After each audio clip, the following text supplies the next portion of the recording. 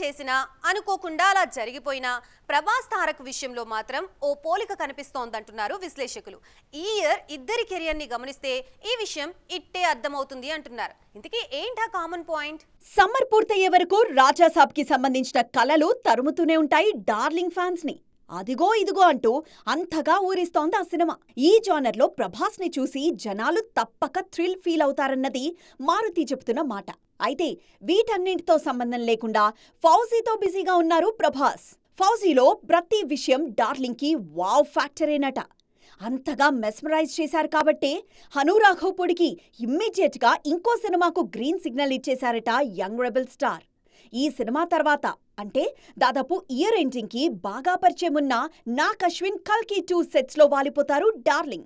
Same to same కాకపోయినా almost ఇలాగే ఉంది తారక్ కెరియర్. తారక్ వార్ 2 కోసం ఎక్సైటింగ్ గా ఎదురు చూస్తున్నారు ఫ్యాన్స్. మరోవైపు అతి త్వరలోనే నీల్ సినిమా షూటింగ్ కి హాజరు కాబోతున్నారు తారక్. జనాలు వెయిట్ చేస్తున్న ఫ్రెష్ కాంబో ఇది. ఇయర్ ఎండ్ కొచ్చేసరికి తనకు బాగా పరిచయమైన కొరటాల శివ సెట్ కి వెళ్తారు తారక్. సో ఈ ఏడాది ఆఖర్లో బాగా పరిచయమైన టీమ్స్ తో వర్క్ ని ఫన్ ని ఆస్వాదించడానికి రెడీ అవుతున్నారు ఈ ఇద్దరు పాన్ ఇండియా హీరోలు.